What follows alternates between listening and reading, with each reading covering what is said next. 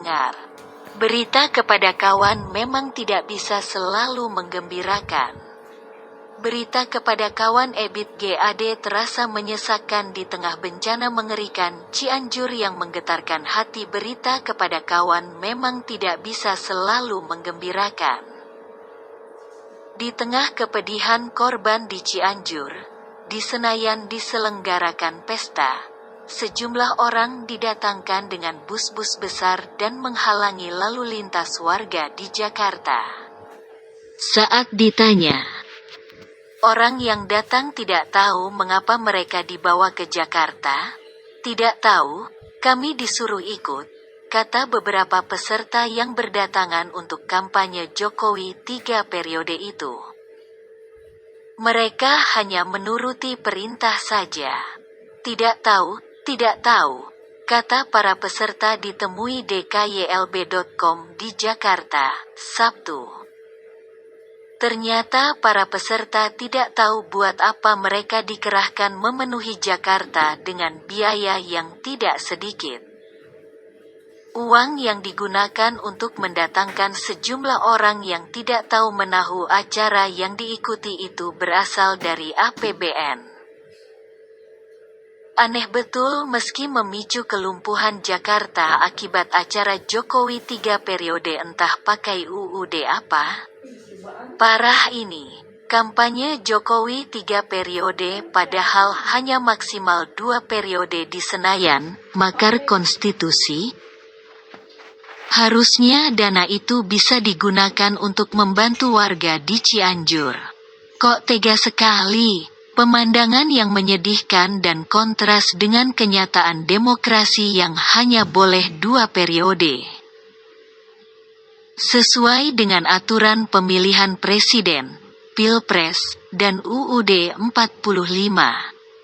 Sehingga, tidak ada 3 periode atau 4 periode. Apalagi, helat pemilu masih 2 tahun lagi, bukan tahun 2022. Bahkan, lagu berita kepada kawan sudah menjadi lagu yang sering dinyanyikan dan dihafal. Mungkinkah Tuhan mulai bosan melihat tingkah kita? Belum sempat menjawab mendadak sebagian wilayah Cianjur lenyap ditelan bumi. Sebuah bencana besar yang sangat menyesakkan dan telah menggerakkan banyak kalangan untuk terjun dan memberikan bantuan yang diperlukan. Sebuah bencana yang mengguncang Indonesia terjadi di Cianjur. Semua korban menangis dalam kepedihan. Sangat menyayat hati, kepedulian kita dibutuhkan oleh semua korban dengan semua yang bisa dilakukan. Mereka tertimbun dan lenyap, banyak yang belum ditemukan. Ratusan orang telah meninggal dunia. Puluhan ribu warga kehilangan tempat tinggal, masihkan kita tidak terketuk hatinya? Haruskah semua lupa dengan sisi kemanusiaan dan kepedulian kepada sesama kita? Apalagi selama ini, kita dikenal sebagai bangsa yang ramah dan baik kepada manusia lain. Bahkan kepada hewan seperti kucing saja sangat disayang dan mereka juga menjadi jenis hewan yang merasakan betul dampak bencana yang terjadi. Jangan hewan. Manusia yang hilang saja banyak belum ditemukan. Setiap hari, ada korban ditemukan.